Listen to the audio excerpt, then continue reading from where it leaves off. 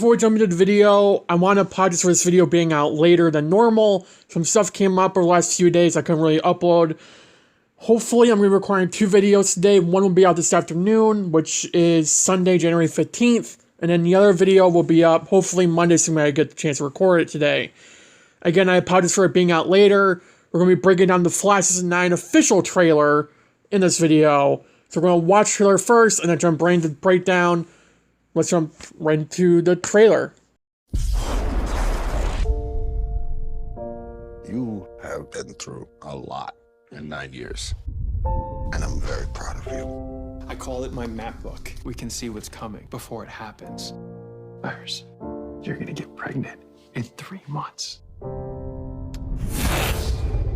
This new speedster wants to build a time machine. I swore I would make sure that we always had a future. I don't want to know everything that's going to happen. I just want to be able to choose it. You got a mutiny on your hands. What do we have to lose? The whole timeline will be at stake. I need your help to save the world. I have nothing to live for. Yes, you do. I'll show you. John Barry? No. We can do the impossible. Flash, let's do this one last time. The Flash. The final season begins Wednesday, February 8th. So, I'm only going to be talking about the new things that we saw in this trailer, not like the other trailer. I did a full breakdown on the promo that we got for Season 9. They took footage from that trailer, or that promo, sorry, and put it in this trailer for like 30 seconds of additional footage. So, I'm just going to talk about that 30 seconds of additional footage. It opened up with Barry telling Iris that he has a map book, and it tells the future of everything that's going to happen. And he tells Iris that she will be pregnant in 3 months and doesn't like that Barry told her, which is, you know, reasonable. For all the reasons that Iris has been pissed off about Barry, I mean, it wasn't like a big thing to me. I was like, okay, whatever. Iris pissed off at Barry again, who cares? But I do understand why Iris is annoyed at Barry. It shouldn't really be a big thing this season. At least in my opinion. In the book, it showed CCCM, Iris's company, or, you know, whatever, branching off to Coast City. It also showed what looks like, in the other page, Joe West's house. Now, this was in, like, fall 2024, was with the Coast City branch off. So, something could be happening to Joe's house this season. I assume they mean it's Joe's house. It was either Joe's house or Nora Allen's house. And I don't think it didn't look like Nora's house. It looked like Joe's more than Nora's. So, again, I could be reading too much into that, but it looked like Joe's house, so something could be happening there. Maybe it gets renewed or, you know, refurbished, I don't know. But something's happening there. I don't know if we'll find out this season, I mean, but... Also, this lines up with what Abracadabra said in Season 7, Episode 4, that Barry will sometime soon be obsessed with the future. This is also when he brought up Chronarch. Now, Eric Wallace, I think it's Season 8, so that Barry fought Chronarch off screen, and it was going to be brought up. It was a deleted scene. That might be brought up in Season 9. We just won't see him, which I'm personally okay with. I mean, if they do like an interlude this season where Barry's fighting Chronarch, just him and Chronarch, fine. But we don't need an entire graphic novel over it. I think Eric Wallace knows that's why it was done off screen, if that is the case. But nonetheless, Barry being obsessed with the future, we already knew that in 704 that this would happen to Barry. I don't think I was expecting in Season 9, or, you know, to ever really appear on screen, but here we are. Red Death makes her first official appearance, and appears to be in Gotham. Now, they filmed in Vancouver, but there are certain areas of Vancouver where it can look like Gotham.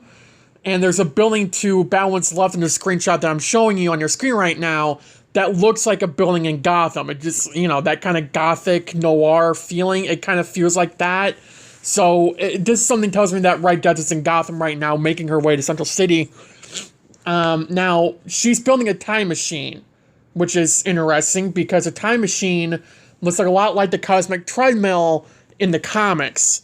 So I'm wondering, I don't know where Red Death Story is going to go at this point, because I'm assuming she's from another Earth, because we know it's Ryan Wilder, and Earth Prime's Ryan Wilder shows up as Batwoman to fight Red Death alongside Barry and some other people, which I'll talk about in a minute.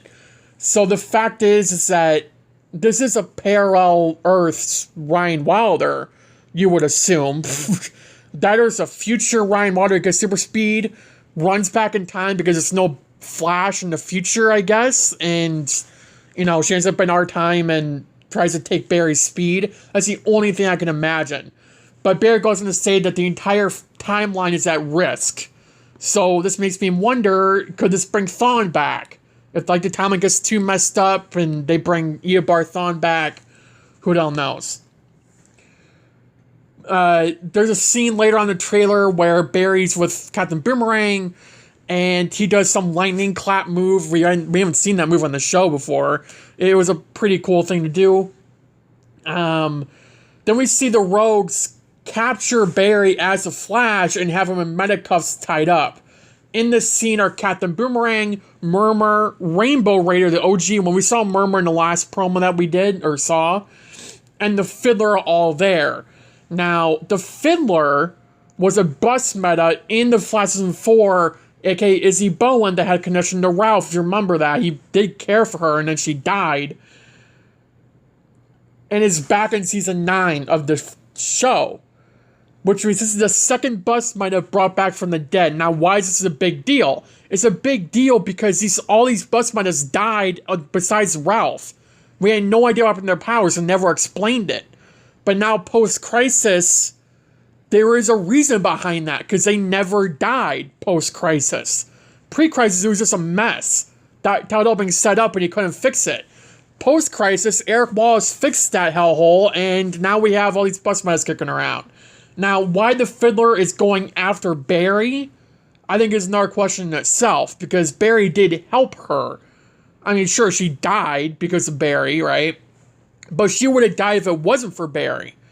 I mean, if Barry didn't bring her into this life of the Flash and, you know, Elongated Man, she would have died a lot quicker than she cares to admit. So it doesn't add up to me why she would just instantly turn on Barry to work with, you know, Captain Boomerang, Murmur, and Rainbow Raider, who's, you know, is working with Red Death. At least Rainbow Raider is. I don't know about the others, but this is the Rose Count. This is 9. Captain Boomerang, Murmur, Rainbow Raider, the Fiddler. I don't know if this same actress who played the Fiddler in Season 4 is back in Season 9. But we do know that Becky Sharp is in Season 9, thanks to Daniel Nicolay, who posted the set photo. And, you know, so I think it's fair to say that Becky Sharp scene will be in present day, not like a flashback or anything. Or like time travel in some way. I do think it's going to be a full-fledged present day. Here's 2 bus mates from the past. They didn't die. We'll talk about it more when it gets up there, but who knows.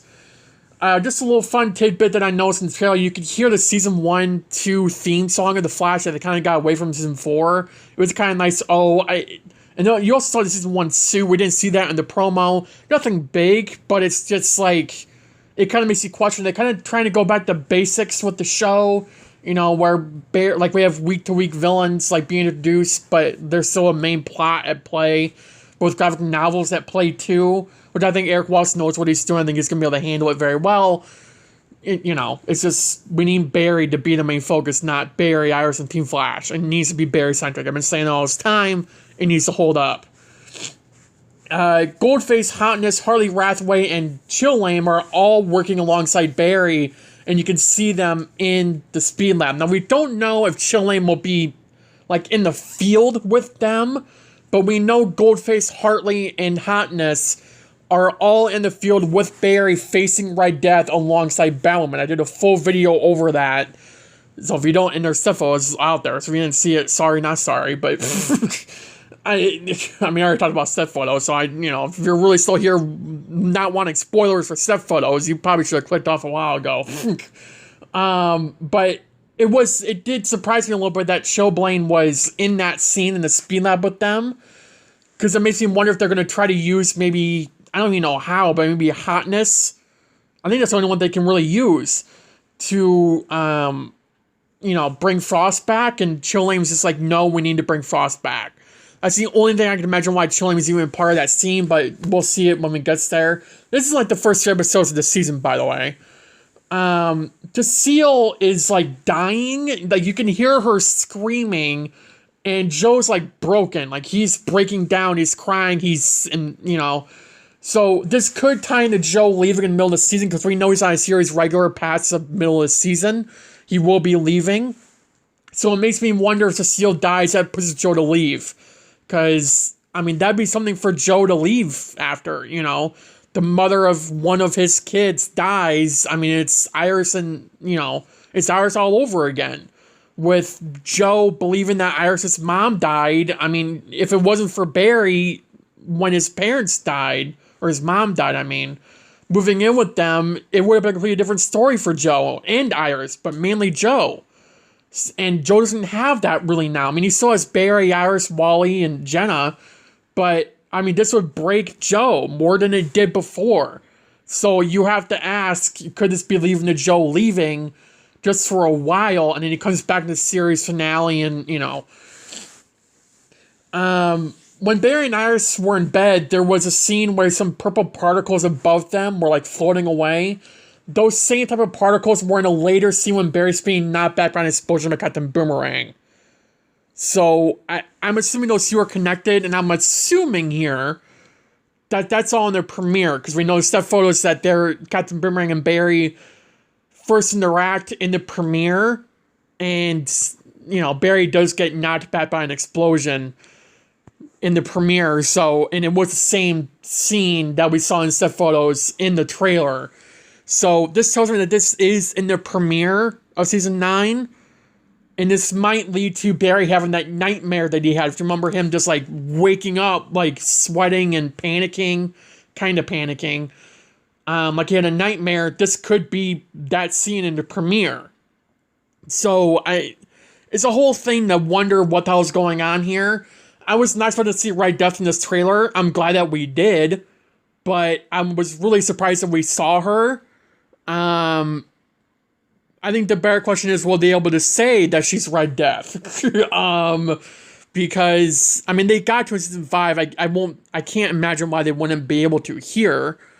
But that's going to be a whole thing of what happens and, all that. I have made publicly clear that I am skeptical of this season. I love season 8. Season 8, I've rewatched it. I'm still rewatching it now, season 8. It is easily my favorite season of the show. I know there's some cringy moments and all that, but the show is called The Flash. And season 8 and Eric Wallace showed that. Right? Barry was being the Flash for the first time in 8 years. He was actually the main focus for more than 2 episodes of the season. Like, it was, 90% of the season, it was a Barry-centric season. It was the most Barry-centric we've ever gotten. He was still being a CSI. He was still being the Flash and not needing help from Team Flash and how to use his own powers. So the fact that we got that in season 8 was purely amazing. I'm so glad we got it. But now, season 9 needs to continue that. We can't have season 9 being a whole thing of Barry's nerfed and we're going nowhere with it. Like, we can't have that. And it also can't be, just have more Barry and Iris, which I know all you West Town fans would be over the moon about. But you guys are getting your wish, apparently, so I can shut up. We all know you won't, but it would be nice if it was still Barry-centric. We don't need Iris 24/7. And I'll bring this up in my next video that I'm doing, hopefully. In 909, we don't need Iris to be in that episode all the time. We don't. We really don't. And the fact of the matter is that more Iris means less just Barry being the Flash. By himself. We don't need a team out there all the time.